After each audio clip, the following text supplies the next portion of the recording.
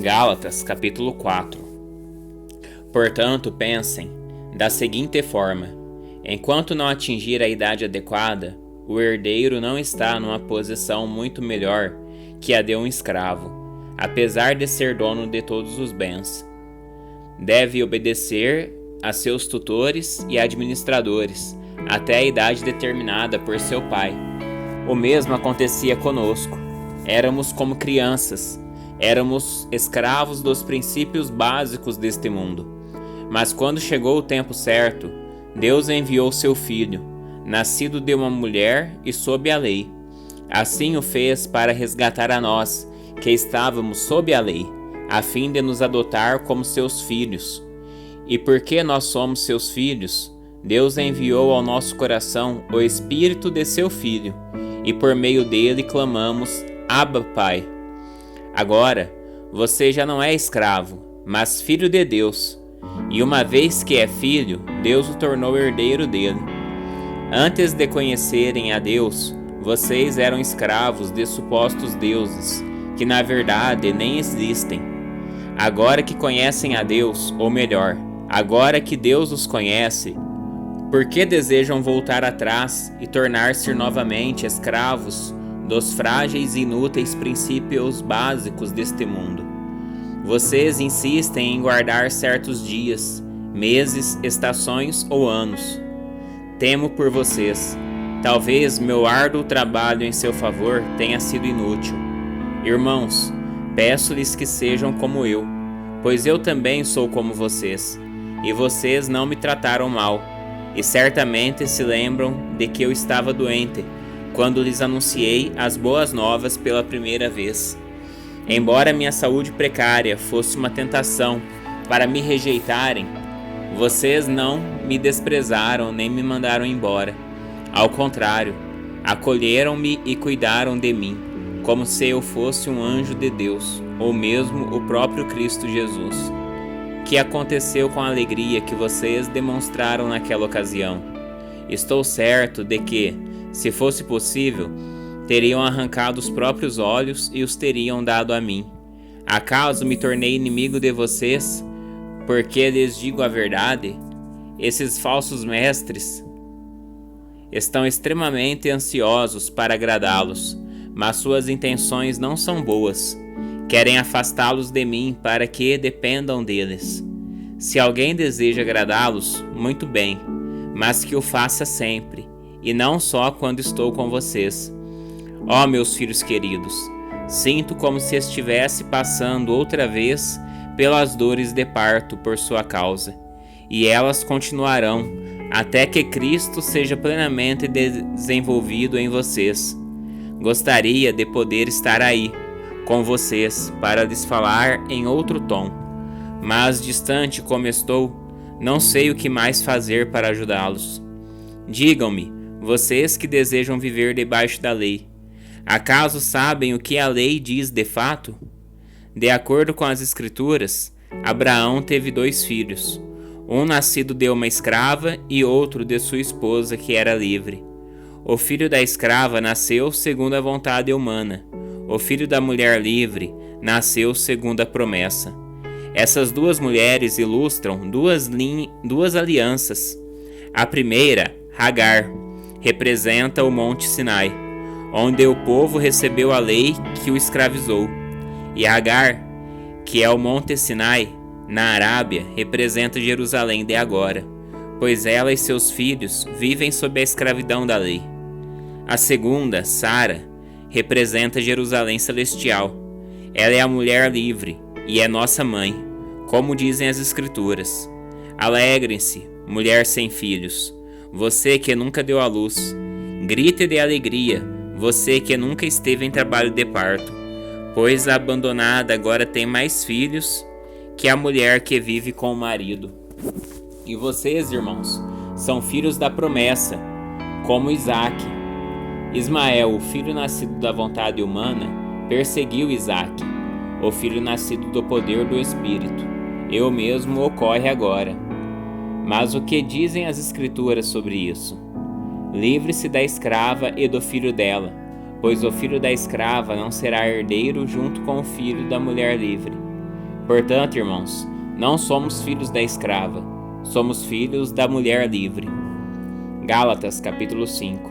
Liberdade em Cristo. Portanto, permaneçam firmes nessa liberdade, pois Cristo verdadeiramente nos libertou. Não se submetam novamente à escravidão da lei. Prestem atenção.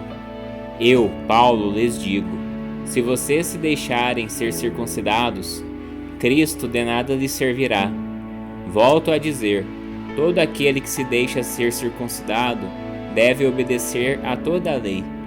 Pois se vocês procuram tornar-se justos diante de Deus pelo cumprimento da lei, foram separados de Cristo e caíram para longe da graça. Mas nós que vivemos pelo Espírito, esperamos ansiosamente receber pela fé a justiça que Deus nos prometeu. Pois em Cristo Jesus não há benefício algum em ser ou não circuncidado. O que importa é a fé que se expressa pelo amor.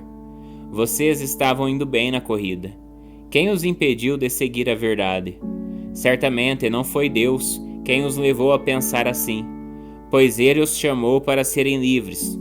Um pouco de fermento se espalha por toda a massa. Confio que o Senhor os guardará de crer em falsos ensinamentos. Aquele que o perturbar, seja ele quem for, será julgado. Irmãos, se eu ainda prego que vocês devem ser circuncidados, como dizem alguns, por que continuo a ser perseguido? Se eu não pregasse a salvação exclusivamente por meio da cruz, ninguém se ofenderia. Esses sujeitos que os perturbam deveriam castrar a si mesmos. Porque vocês, irmãos, foram chamados para viver em liberdade. Não a usem, porém, para satisfazer sua natureza humana. Ao contrário, usem-na para servir uns aos outros em amor.